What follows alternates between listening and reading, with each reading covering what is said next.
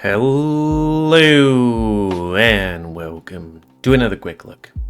Me, GamerWolfSix, this one of Burrows. Before we start, if you're interested in playing this game, you can get it for free on itch.io, but if you want to support the people that make this game and or get the newest version earlier, you can go to their Patreon. I guess I should have started with what the plot is.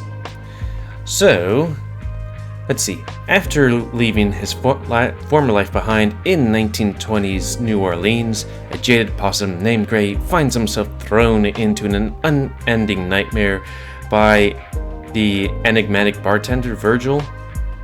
I guess it's that guy that... No wait, maybe we're that guy over here. Can you see my mouse? Not really. On the left. Lost in a churning sea of souls, Gray comes across a group of men, somehow connected to his former home. A plantation replete with its own dark history. Just as quickly as they find each other, they're suddenly taken away, leaving Gray the only one option: dig a little deeper, which I guess is the Burrows part down here. I thought I should probably read the synopsis of the game that's on the itch.ios to get a little bit more stuff in things. And as always, if you want me to play this game, tell me, and I'll give it a point, which will put it higher up on the list. So, let's reset my face. How to do that? Home? Right, that's it. And start. I think somebody suggested this game, so it already has 1 point. So what was that noise? Greenery? And also New Orleans? No, wouldn't want to go there. Too humid. Mud, all over my Italian loafers. The last real gift anyone gave me is now caked with a mixture of dirt, manure, and hay. I guess that's the sign I was waiting for then. I've been preparing for it. Okay, so are there ferals in this universe? Or do people just kind of poop on the ground? Maybe. That nagging feeling always buzzing in the back of my head, even at the best of times. Why would tonight be any different? I hold my shoes in my free hand in a futile attempt at preventing any further damage. Also, what's this? Timeline? Well, there's an exclamation, or maybe it's this part here.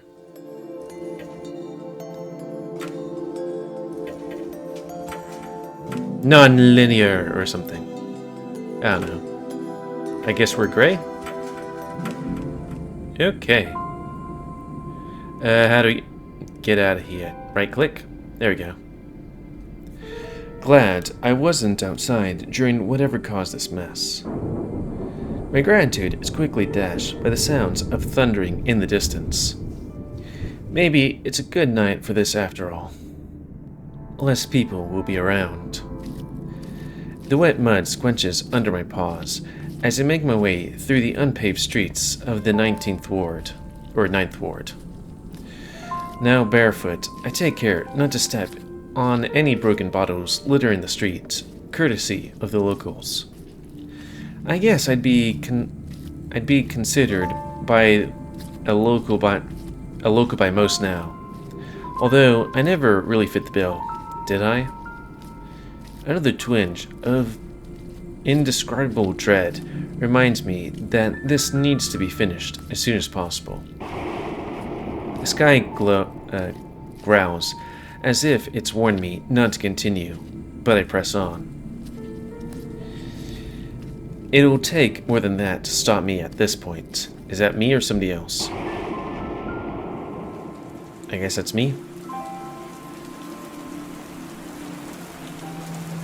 It starts raining. Hard. Adults quickly duck inside while children scream and play in the newly formed puddles. Well, I'll give God one thing. He has a serious knack for comedic timing.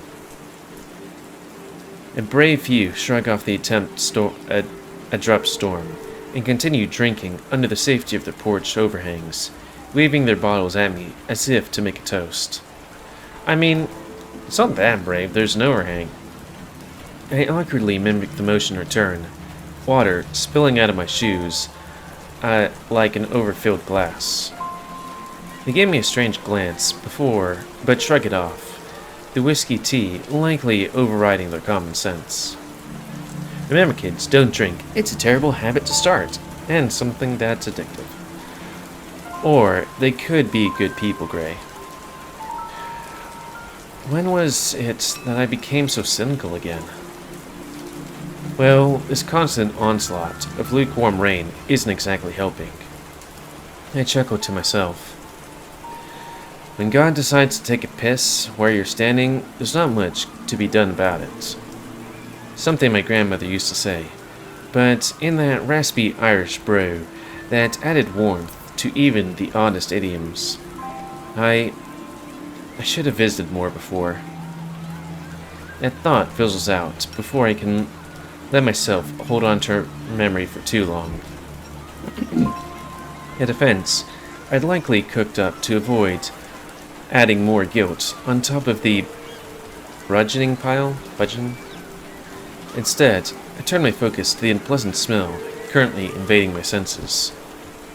The sensations of New Orleans without paved roads seemed perpetually waterlogged, leaving a distinct sulphurous odor on anything or anyone that walked through them.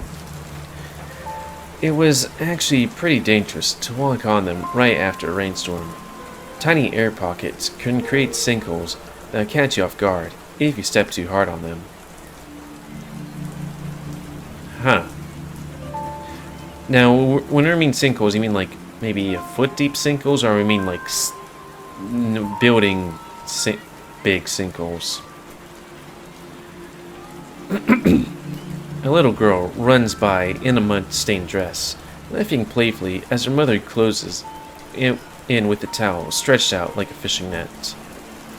I'm reminded of all the times me and the old gang would sneak into the city to play with our secret friends here, not caring if our new clothes get dirty in the mud.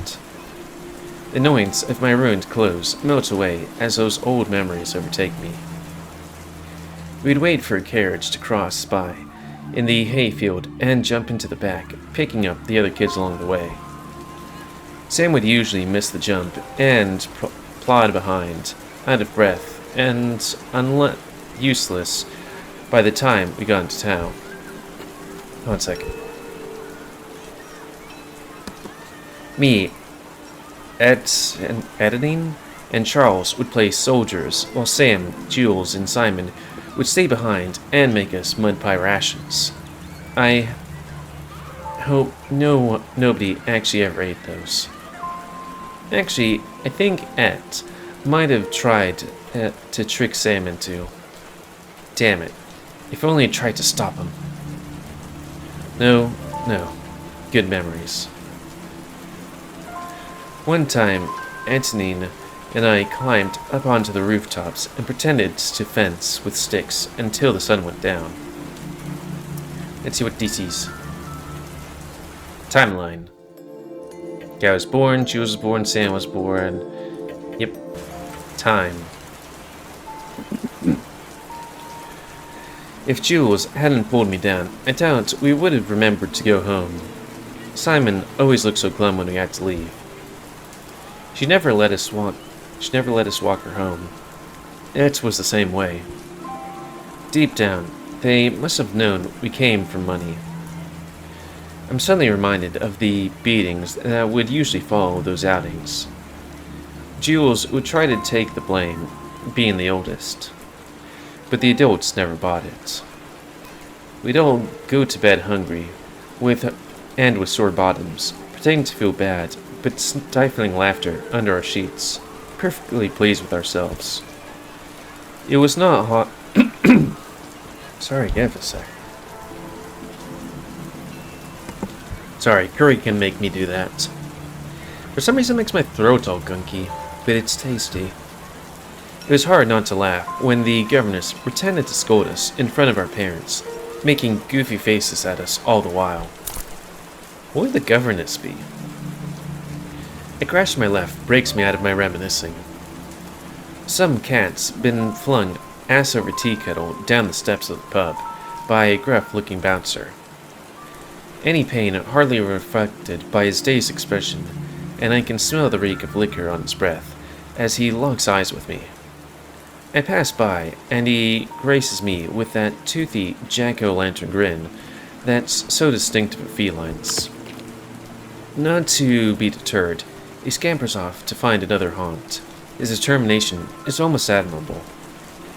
I wonder if I looked that gone when I used to... You know what? Fuck it. This whole thing would be so much easier with a few drinks in my system. Maybe that cat's got the right idea after all. I glance back at the pub. Despite the government's best efforts, prohibition in New Orleans never really stuck. People either brought their own from home, or the owners kept it hidden away in the cellars.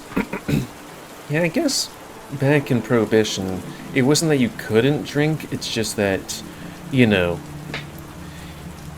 you couldn't sell it or something like that. It's... I don't know. Like, one thing I really wish is that the American government and stuff like that, like both state and like federal level, would be like, hey, how about we do the same thing to alcohol that we did to smoking? Because, god damn it. Like, I might look on YouTube or a television thing and it'll be like, you want to fuck that girl. You drink this beer and she'll think you're really suave.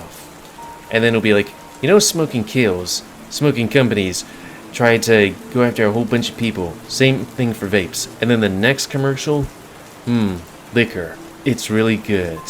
Only the cool people drink liquor. And it's like, okay, there's a different dynamic right here, you know? Can't we, I don't know, make it so that alcohol advertisements aren't literally everywhere in America? Just saying. I know more alcoholics than I know people who smoke. And I work at sea, so I know people who smoke. Anyways, I look through the window and see the patrons inside, singing joyfully off key, playing cards, laughing. Even the bartender was getting in on the fun. No, it looks too rowdy. I'm looking for a soft, quiet, decent descent into unfeeling before it's time to go. I walk alongside the river, out of habits, and end up in the French Quarter, walking towards some welcoming lights that dot every window and veranda. I bet Simon's playing a sold-out show right now. Everyone's probably there. Can't imagine a worse place to be. Any possible seeds of doubt would be exhausted. Even in the heavy rain, the playfulness and color of Bourbon Street isn't damped in the slightest. The band playing soft jazz finishes their set as they pass by a bustling nightclub. Applause, punctuated by the clink of glasses and murmurs of approval. I scan the area, looking for something more quiet. Intimate.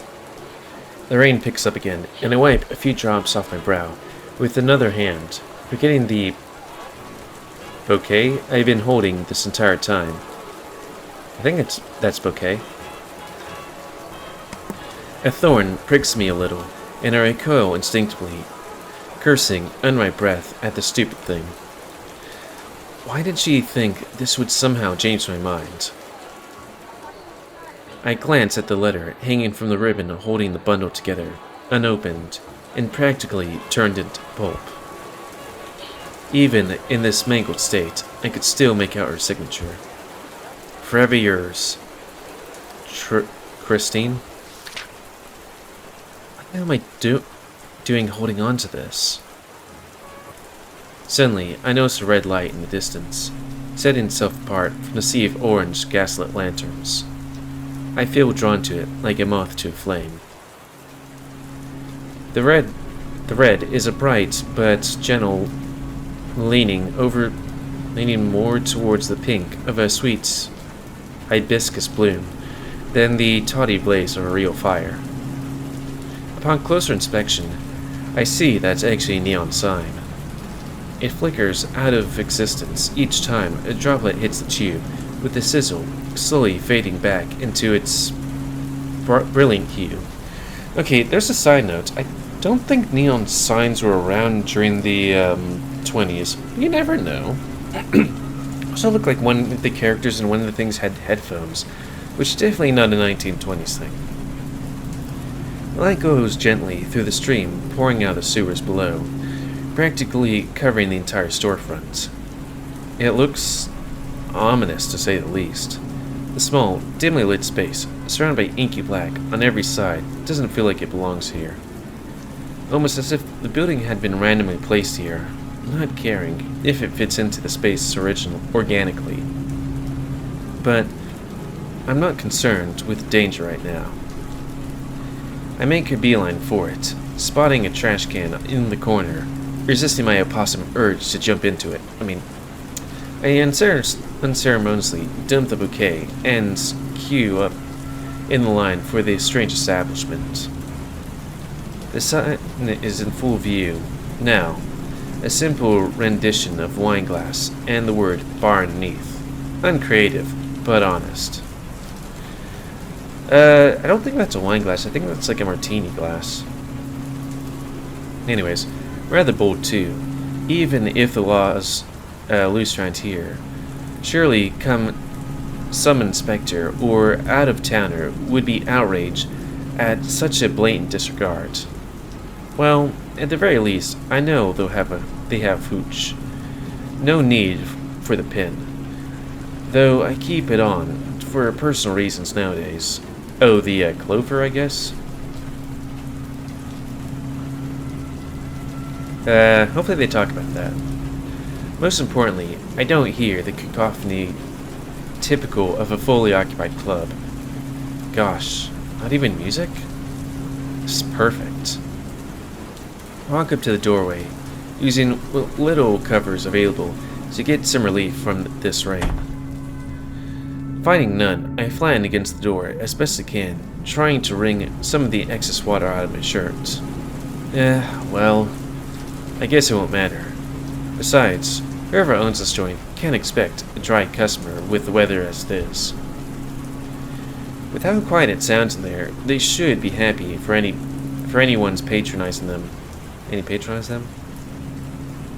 With a final flick of the wrist, I turn the handle and head inside, a tiny bell chiming the signal of my entry. Inside is wildly different from what I expected from this humble exterior, looking more like a high rollers club than a speakeasy. There are tables for billiards and poker in the back, with a cigarette dispensers lining the walls.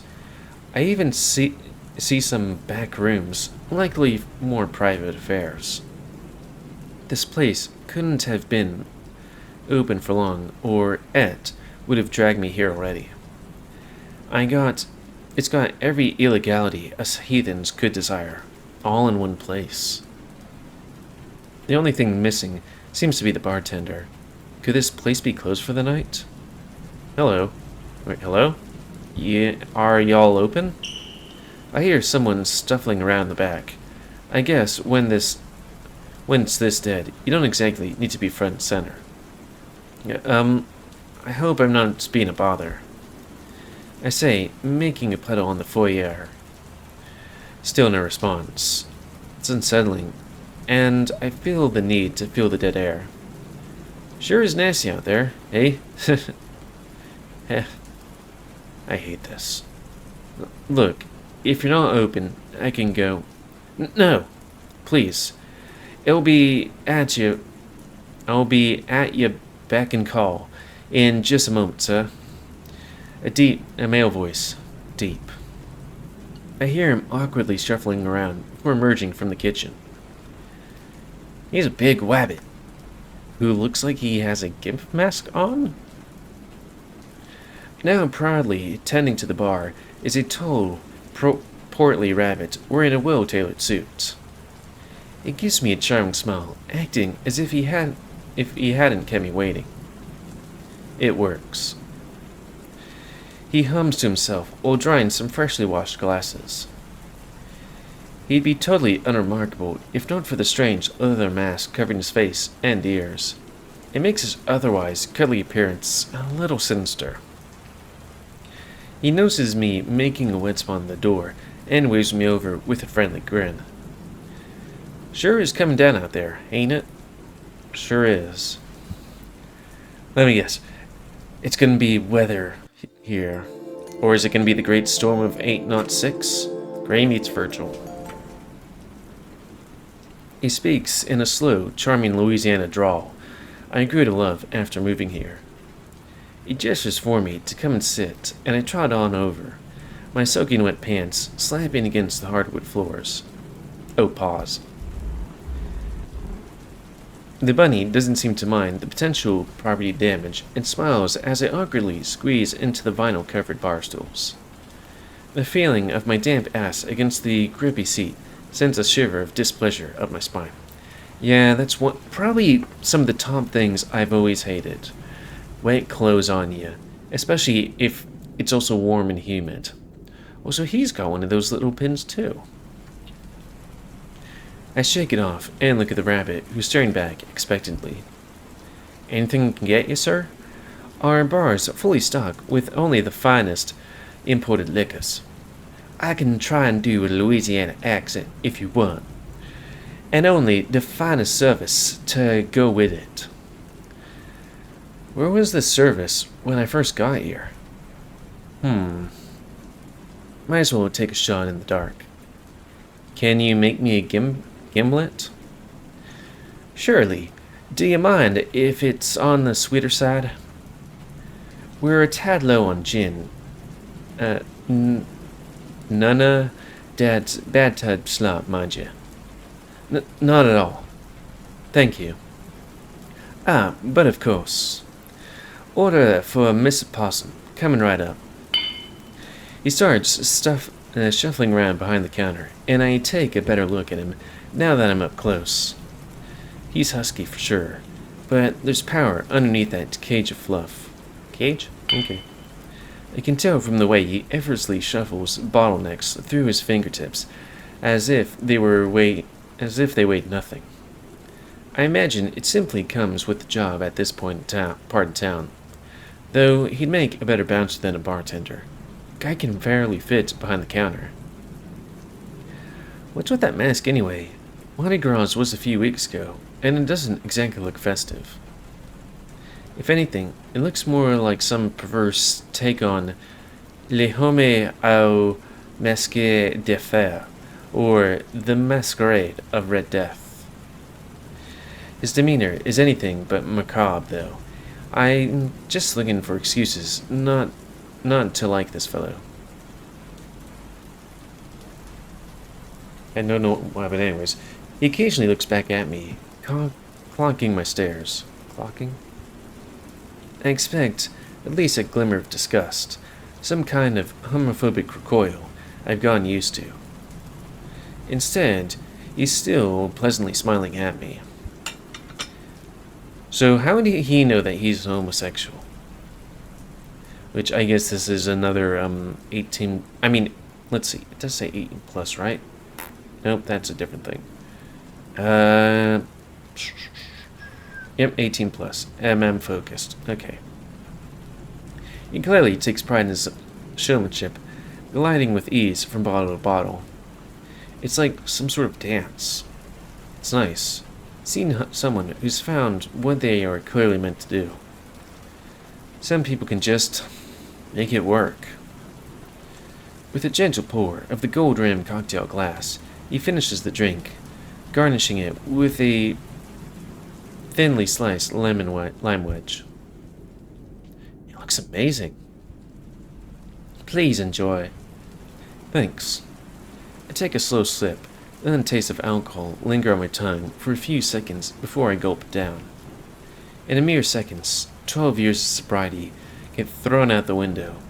I'm sure my sister would be seething right now if she could see me. So does this guy have an alcohol problem, or was he just not drinking because of, I don't know, prohibition? Granted, I don't know. Sorry, I do diverge quite a bit. Let's see. How long was Prohibition? 1920s to 1933. Huh. So 13 years, more or less? Good. The sweetness I chased by that familiar burn. That's what the strong stuff always delivers. Most places here water their drinks down, so this is a nice change of pace. After the tingle in my throat subsides, I relax my shoulders, feeling calm for the first time in days. Maybe weeks. Alright, before this hits my brain, let's go over everything once more. One more time, just to be sure. Firstly, they'll find the note on my bed. I'm sure Simone will be mostly confused. Edenine will be angry. Neither will believe it. No telling what Jean will say. Either way, they'll probably try looking for me right away. I'm going to head east, find some tall trees, well away from the roads. And then I look up and notice the bartender staring intensely at me. Guess I got lost in thought. Also, does he have a mustache? I shouldn't be used to folks drowning their sorrows. Shouldn't he be used to folks drowning their sorrows in booze by now? I don't mean to pry, but thoughts been troubling you, boss? Great. He's the chatty type. Yeah, you could say that. I'm not keen on bearing my soul to a random barkeep, friendly or not. At least, I can feel myself drying off. Naturally. A solemn little possum slinking out of his den to drink his problems away. And on a night like this, you'd have to be drawn down on your luck. That's a big-ass smile. Well, I won't poke the bear. Every man has his reasons. But please, don't hesitate to let me know if I can help ease whatever's ailing you, sir. I take great pride in please my patrons, rain or shine. Yeah, right. As if this isn't a problem that can simply be swept away. I glance over at the games tables once again. I wonder if this is his way of convincing people to waste their money on them. Wouldn't you be interested in a game or two, perhaps? Bingo. I can see his fingers twitching convulsively. He must be a dealer. Sorry, not my vice. Such a curious thing, those vices. They can be a man's destruction or his salvation, depending on the day. Either way, gambling ain't my preferred method of self-destruction. At least one thing I can say for gambling, you can make money in gambling. With alcohol, you just, lose money and worsen your body. Just saying. I like drinking alcohol, I like being drunk, I've just seen it just makes me hella depressed after I drink, and also I've seen it waste so many lives. And what, may I ask, is sex. Running away is my thing.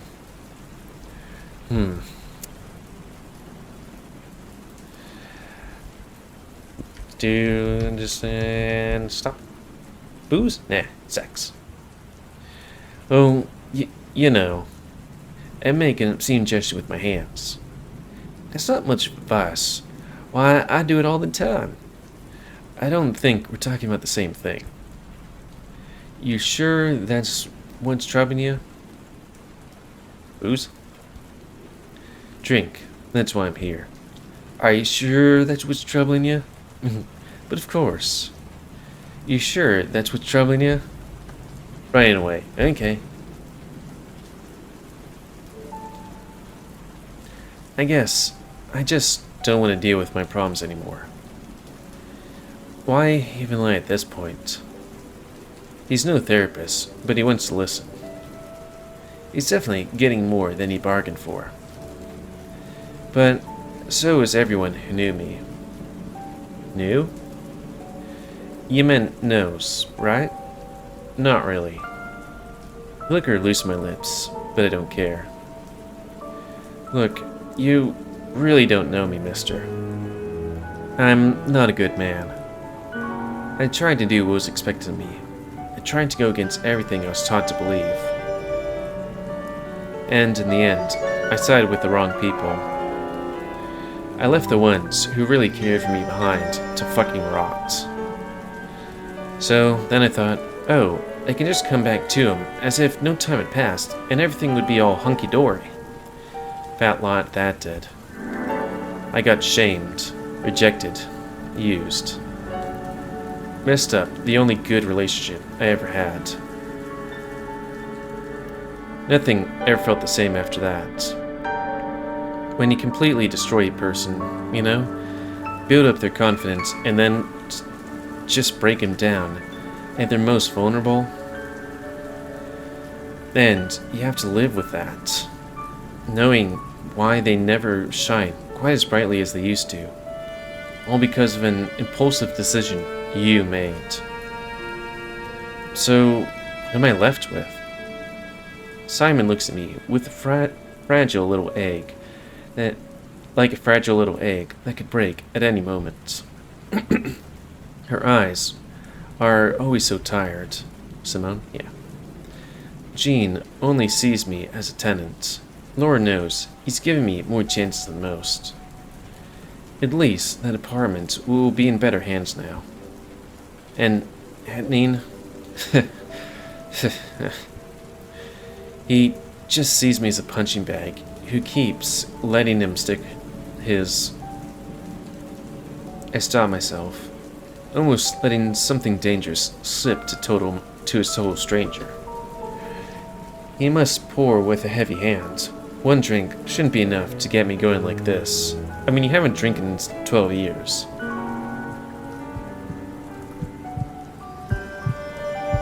My hand is shaking.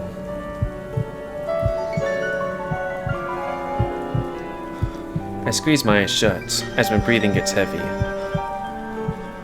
Couldn't be drugged, could it? Fuck. Not right now. Panic attack? Stop. Stop, stop, stop, stop. Can all of this just fucking stop?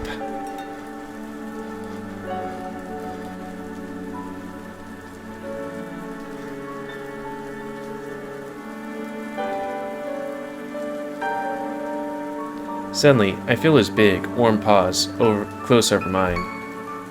My shaking stops. I can't tell if it's his calming aura or his strength. Also, I don't think I've ever seen something like this where they have CGs that just kind of move. Well, not really move, but you know what I mean. Regardless of why, I can't breathe easy again. Wait, I can? Yeah. I can read, I swear! I read it at a 5th grade level. It pains me to see you going through such strife. It really does. Then why are you smiling? It's nothing. Forget I said anything. I rest my face on my hands and sigh. I didn't feel any better after saying all that out loud. Maybe if it was someone who actually mattered. He's being so sweet right now, though. I can't help but imagine how things would be if we met on a different night. Who knows? Maybe we could have even been friends. I feel a slight sting as my fingers pass over a scratch from those roses, and I remember something important. If someone named Christine comes by looking for me, can you give her this? I tell her I won't need it where I'm going. And then I'm sorry. He takes the ring with his large paw and inspects it before pocketing it and nodding. Also, that would just be kind of weird. I mean, do you think that somebody would go to like every single bar in town or something like that, or business, and be like, hey, have you seen this person?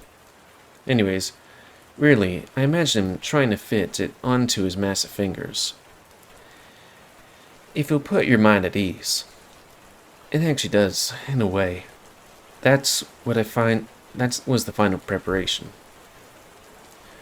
While it doesn't completely wipe away the guilt, there's nothing left to tie me to this place. That is... If you could indulge me in a simple gamble. I roll my eyes. I already told you. He stomps me and holds a hand out, rolling a gold coin across his knuckles. It's nothing like that, just a simple coin toss. Think of it as a good omen towards your travels. Before I can protest, he flicks the coin into the air. He catches the light, glimmering as the time seems to slow for a moment. He catches it with the same hand and slams it flat on the desk, all in one swift motion. A trick he's likely done hundreds of times before. Call it. Probably tails.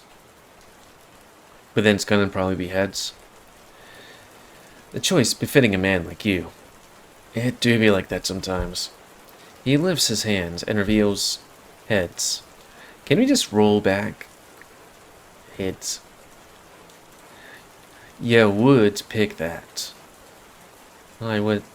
This reveals tails. Rigged. But anyways, our original thing. I saw my shoulders. Now what? Shame you didn't place anything on it. Ah, but didn't anyone tell you, son? Bets are best made when you already know you've won. But looky for you, I'm feeling generous today. All I ask you is one simple task. Fair enough. What is it? Kill this guy. Nothing, or... Anyways, I gotta go on for a hot second. Nothing about this is actually fair. But who am I to argue with a 500-pound bunny?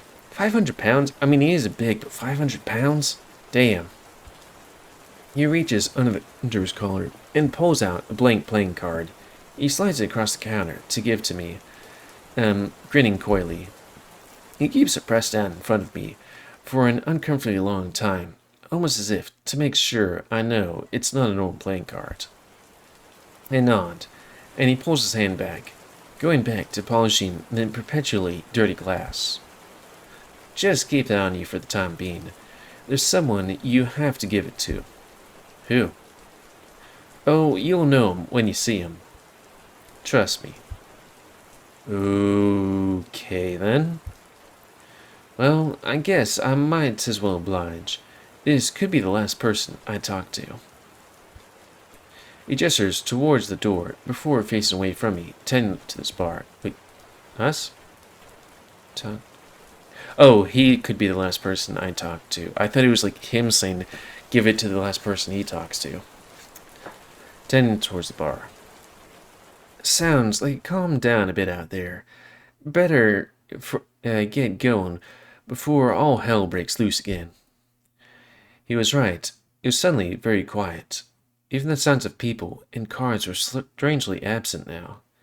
It was still pitch black out, maybe even a bit more than before. It's been nice. You can call me Virgil, sir. I hope to see you again. Yeah, unfortunately, I don't see that happening.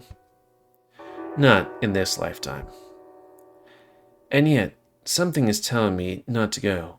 Some lingering shred of doubt. Come on, give me a reason to stay. Right, I'll be going now, Virgil. Tell me not to go. See you around, Mr. Possum. You won't? Does anyone realize they won't? Defeated, I get up and head to the door. Even though I want to leave, I feel a sinking pit in my stomach, like something's awful is waiting for me on the other side. I've already made up my mind about it. There's no point in pussyfooting around this. I take a deep breath and march towards the door, defiantly. What's this feeling? I get about halfway before my legs feel heavy, as if I'm wearing sandbags around my ankles. I almost fall from the sudden resistance, but I take a deep breath and keep pushing. The room almost seems to stretch away from me. I try to look behind me, but the view of the room refuses to change, fixed at one point like a painting. My head starts pounding. Was I really that much of a lightweight, or... Suddenly, I feel an intense glare of a predator burning in my blind spot. Virgil. Uh-oh. Goodbye, Gray. A primal sense of dread forces me back around as I sprint towards the door, ignoring the burning in my thighs, what feels like lifting hundreds of pounds with each step. The hallway keeps stretching an impossible distance, but it can't stop moving. Nothing with that thing behind me. Not with that thing behind me. Fuck. My knees turn to jelly, and I collapse. I barely catch my breath. My heart is beating out of my chest. What the hell's going on? Did he put something in my drink after all? Am I gonna die here like this? No. Not like this. On my terms. I grab the dirty carpet and pull myself off the floor. The door seems to stop moving away, almost seeming to do so out of pity. The bastard. I start crawling, pain shooting through my knees each time they come down. Tears are burning down my face, and I resist the urge to vomit. Time loses all meaning as I pathetically inch forward. Darkness fades into the sides of my vision. The idea of blacking out is sounding better and better by the second. But I can't. Something is telling me not to give in. I feel something burning against my leg, something in my pocket. I take another deep breath and gather all my remaining energy, one final dash. The shadows in the room seem to warp into exaggerated shapes as I lean forward into this sprinting position. The gravity on me is suddenly released and I sail towards the door. I make contact with the knob and the room is flooded with intense red light. Impossibly loud siren bears behind me. I barely register any of it and fling the door open. The same inky black that seemed to surround the building before is now staring me in the face. I swear I can see it blink. And, just like that, it's all around me. My body is violently corkscrewed into the void in front of me. Any sense of direction is gone. My feet flail uselessly, searching for a solid surface, for anything. My stomach lurches and anticipate the urge to throw up, but I just feel empty. Even though my vision is gone, my body knows it's upside down and goes into panic mode. I inhale, but no air enters my lungs. I can't do anything but hopelessly choke on nothingness. Organs weren't meant to be in suspended animation. My limbs are slowly going numb, one by one. Is this? Huh? I always thought death would come quickly. There were times I begged for it. I clung to the hope that I would be snuffed out like a candle. But my consciousness would be obliterated before I was given time to register pain. Instead, it seems death is cruel, agonizingly slow torture, or I drift helplessly as infinity passes me by. Ironically, that's one gift I've been given. Time. Time to reflect on everything. Every little mistake. Every time something is said. Sorry, just had, one of those things where, like, all of a sudden a memory comes back of a time that doesn't exist, and all that, and, vision stuff, that just hit me. It's like, fuck. Anyways, every time something I said came out funny to a person I liked. Thinking of it, I found something to like in almost everyone I'd met. Thinking about everything we could have done, all the precious moments we wasted. I'm a corpse. There's no point in wondering what could have been. My body is entirely numb now. I don't even feel the need to blink anymore. My jaw hangs open, my tongue hard as stone. Something breaks through the icy black. I'm not alone. There are others here, in the dark with me. They drift aimlessly, sometimes phasing through one another. like jellyfish floating through the endlessness of the ocean. Ghosts. Were they tricked too? It's no matter. How we ended up here isn't important, just that we still exist at all. I feel some sort of connection with them. Our bodies are gone, but our emotions can extend like extra limbs. They gently caress each other with them as some primitive form of communication. Using the last ounce to focus I saved, for what feels like centuries, I release my thoughts outwards, like roots of a tree. Contact. I want to ease their pain. I use my most potent memory, the first time I fell in love. They'd be separated, they'd be spared the violent aftermath. I couldn't afford them that much, at least.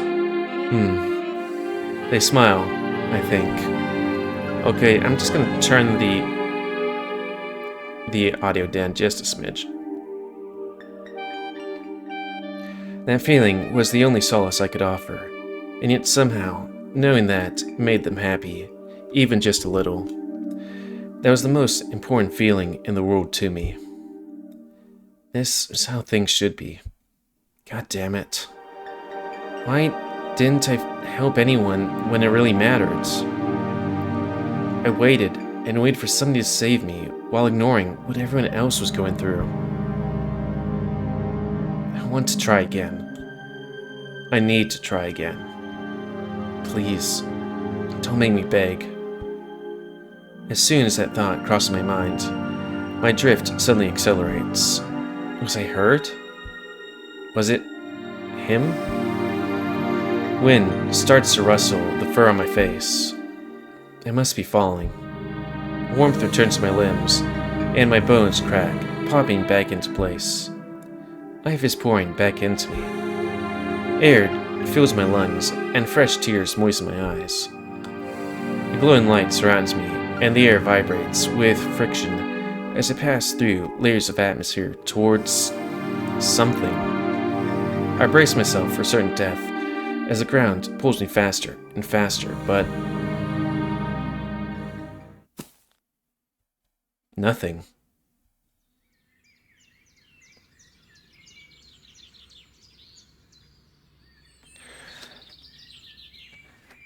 Alright, there's something about a plantation in this game. Is it that we're drugged and put on a plantation? I mean, it's the 1920s, but I mean, I was gonna say there isn't slavery anymore, but it's like, I mean, there is the 14th Amendment kind of thing going on. Is there a scratch on my screen? Anyways, it's so bright. I need to stand. It'd be kind of funny if that guy was like, oh, I thought you wanted one of them, trippy jazz cigarette drinks. I didn't know yeah. Sorry that was your first time. Anyways, I'm in a grassy field dotted with yellow flowers. Dandelions, maybe? The sky is bathed in golden light, as if time had frozen right at sunset. Glowing particles of light, seed pods, float in and out of view as I adjust to my new environment. A lonely crow is cawing somewhere in the distance, and a warm breeze sweeps over the beautiful expanse, eventually passing me as I drift towards a familiar-looking building. The old house. A shudder runs through me. Of all places. Last time I was here, I was looking back in disgust as I left. Its deteriorated state brought me some modicum of joy, however. Whatever grandeur it once had was replaced by peeled paint and rotten wood. Stagnant, like its occupants. Yet, the house I was looking at now is nothing of the sort. It looks as cozy and welcoming as it did when I was a kid. When we were kids. Sam. Fuck, did he go through this too? I fall to my knees, the lush foliage caressing my tired body in a warm hug. A sudden rush of stimuli, after being frozen for so many years, hits me all at once, and my eyes begin to well up. In my weakest moments, I craved coming back to this place. I wish we could have all played together here, not just the other Oakfield kids. Etnine, Simon, maybe even Gene, if we had known him then. Everyone deserves to experience this. Forcing myself to stand, I shake away some final tears. I want to explore this place again, even if I'm alone. I walk out towards the house, scared the front door would start to inch away from me, like that hallway. Come on now, no more tricks, okay? It almost feels wrong, like I'm trespassing or something. In the real world, that might hold some truth, but here, there couldn't possibly be another soul around for miles. This place was created just for me, I'm sure of it. The old wooden steps creak under my weight. I place a cautious hand on the banister and give it a loving squeeze, remembering every hand-made curve. I give in and grab both rails, propelling myself onto the stoop with a single leap, an act I've been scorned for as a kid many a time. Whoops, I'm not a kid anymore though. My back's already flaring up again. How old is he? I mean, I know people in their mid to late 20s that have bad backs. Me, my back only hurts when I do excessive exercise. But there's no angry governess here with a wooden spoon, ready to assault my poor little hands. It's dumb, but I can't help but giggle to myself. I feel like an overgrown kid, revisiting an old playground. I walk past the porch, fondly tracing a finger across the rocking chair Mother used to sit on while skipping the breakfast tea, sipping. A rustic copper bell sits above the door. Mom would grow to resent that bell, and I'd get yelled at for coming and going too often. For some reason, I can't bring myself to go inside. It feels like the second I open the door, this lovely dream will end. Like I'm going backwards. My thoughts are interrupted by a sudden snapping noise behind me. I whip around, looking frantically to either side of me. The coast seems clear. Still, my instinct tells me to at least check my surroundings. I'm still on guard. Despite everything being so pleasant, I slide down the banister and crouch into the tall grass, hoping it's enough to conceal my presence. I should probably check out the tall trees, or maybe... Unfortunately, a blade of grass has found its way up my nose. That was loud. Okay, looks like the coast is... more rustling. I held my breath, trying to conceal my presence as much as possible. Hello? Anyone out there? As much of my theory about this being my own personal purgatory, I wait so much for. Give it a rest. Shout like that ain't a good idea. Dude, you don't have to be a dick about it. They don't sound malicious. Annoyed, if anything. I definitely heard someone sneeze just now. Look harder. Shit.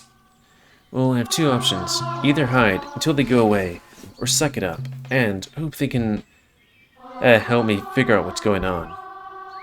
Is that a tail? A rat, maybe? Okay, option B it is. I'm a marsupial, damn it. The group gasps.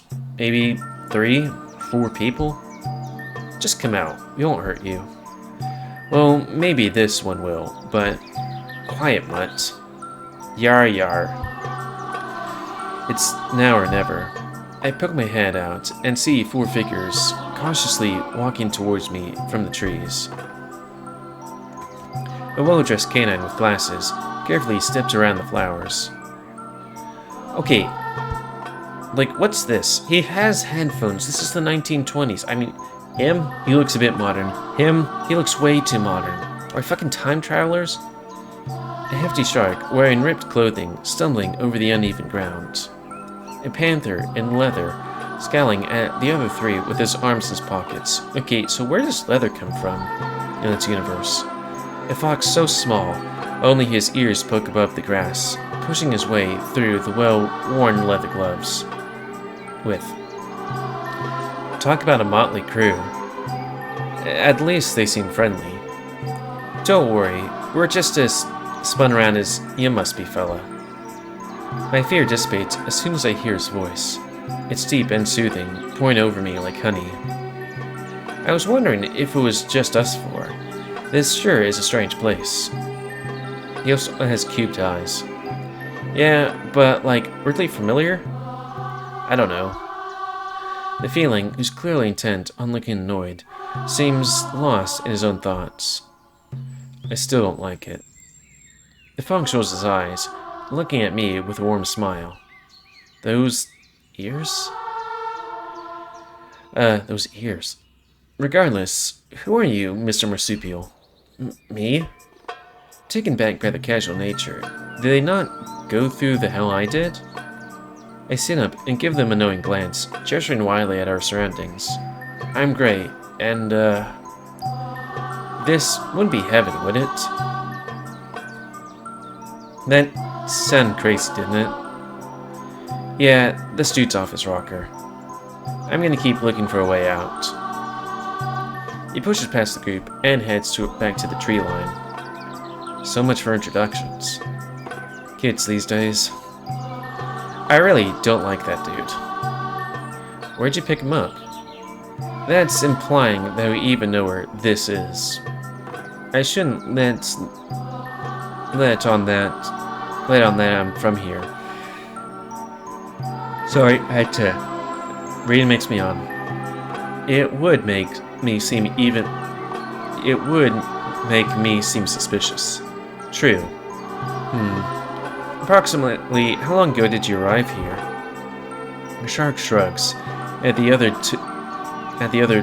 two for confirmation, glancing at the other two. Hard to say. Time's so screwy here. Screwy? You know, like all messed up and stuff.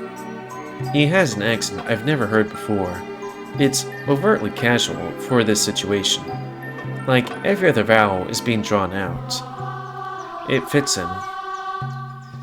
His design is nothing if not intimidating, but he seems to only radiate positive energy. The wolf sighs, tapping his chin as he thinks. It might have only been a few minutes, a few hours.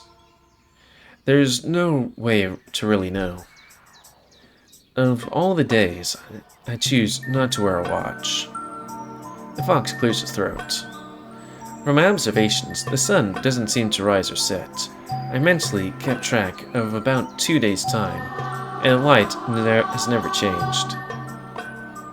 2 whole days? Wait, did he say mentally?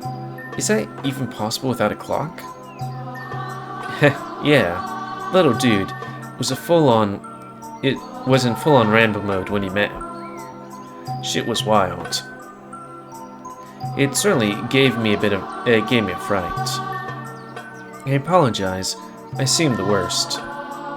So, we'll pause to listen. He fidgets around before finally sighing. About that thing you said, Gray. You know, about this being heaven? Do you think it's true? I can't think of another explanation, but we shouldn't jump to conclusions. The tiny fox nods. Sorry, yawning's getting to me. Maybe I should have another cup of coffee. Third one. Correct. We need to take the utmost precaution. Which is why I propose we split up and search the area. What? His booming voice echoed through the valley, and the wolf angrily shushes him. Sorry. I just mean, like, it seems like a dumb move, right? We can cover more ground if we each pick a direction. The panther already headed north. Yeah, but every time people split up in horror movies, bad things happen. I haven't seen enough movies to confirm, but I understand his logic. True, but this is the only area so far that has actual structure, it would be worth exploring. I go up at the idea of them poking through my old room, but something tells me this is an exact copy of the real thing. With the rest of us not budging, the shark reluctantly sighs and nods. Alright. I'm on shit? No, it's fine. I'm Gabriel. Charmed. I'm Marcus, but Mark is fine. I introduced myself to the others already, but my name is Yashihiro. You can call me Hiro if you prefer. And the cat? They shake their heads. He never told us. The guy has a real attitude problem. Can't expect anyone to act rationally in this situation, but still. He rubs his bruise on his arm. Did he get on that guy's bad side? Hiro snaps to get my attention, pulling down his goggles with a serious expression. Alright then, I'll go west. Mark goes east. Gabriel goes north. Gray, you stay here and check out the house. Okay. Gosh, he sure took the leadership position quickly. He must have seen me on the porch before. Hope he doesn't suspect me or anything. Alright then, I'm off. If any of you find something, be sure to holler. I nod and stay put as everyone marches off to their designated corner. All except Gabriel, who plops down the grass for a few feet away from me. Is Gabriel the maned wolf? Yeah, maned wolf. Gabriel? He yawns and puts on his headphones. Oh, I guess Gabriel's the,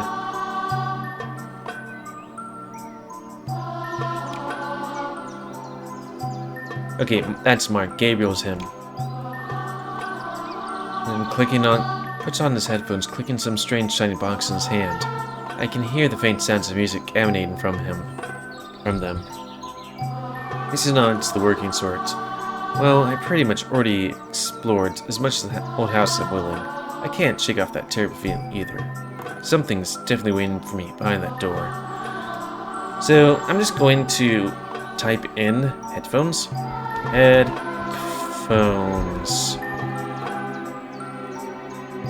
Wikipedia. Wait, yeah. Because I'm curious. And we're also ending this Let's Play because we hit the 1 minute mark and everybody going off in their own directions is a thing. Headphones operator with a single headphone mounted style receiver, 1898. Okay, I guess they did have headphones back in the 1920s. Braids, radio, headphones, Citra, 1920s. I guess, they did have headphones for all the ladies that would, you'd be like, hello, this is Wilmington on Sea, can you call Bridgegate or whatever? And switch ladies, I think they were called. So, yeah, fair enough.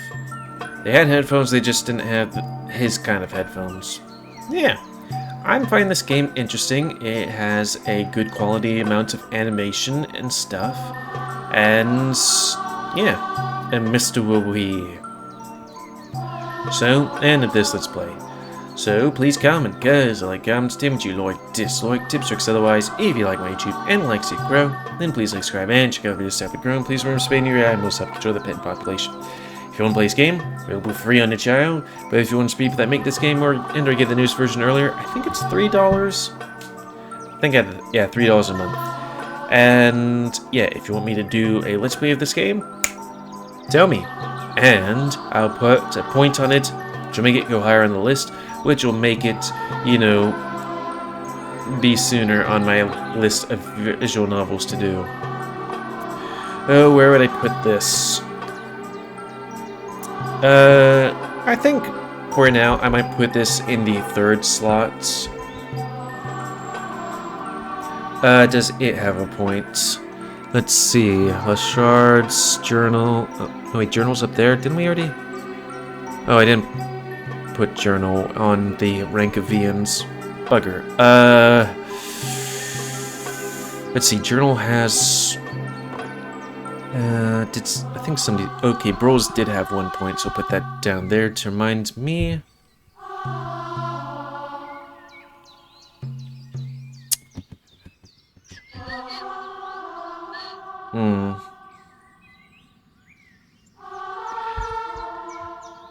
I'll put that there. The other one. That one did have 1 point. Okay, we'll get rid of that thing. Get rid of that thing so we free up that part of the list.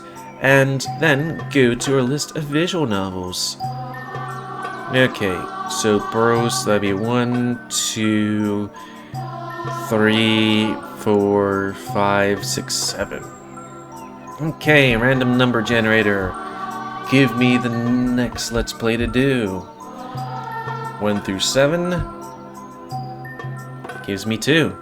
It's number 2 on the list. Heart of Amethyst. Which could this thing bring? No, I think if I close this, it's going to not bring that one up. Because for some reason, OBS have suddenly become a little finicky when it regards to visual novels. Like I have to open the visual novel before I open OBS for some reason, which is a pain in the arse. But it do be like that sometimes. So yeah. Comment, spay your animals. If you want me to play this game, comment and tell me. And also it's available free in the show and also on Patreon for monies. And until next time, another quick look. Me, GamerWolfSix, I'm in the game. So thanks and see you.